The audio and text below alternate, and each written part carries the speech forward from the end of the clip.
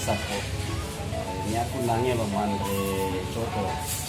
Tapi itu nah mau digoreng ya, jadi nggak bantam kayak agak nasi padang nasi amok.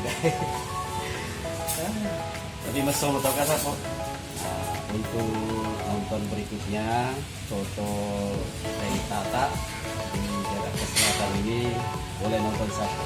Insya Allah kita tidak ketinggalan lagi, tidak cukup lagi, kita datang lebih cepat. Kalau perlu kita buka itu warung. Oke Sapo.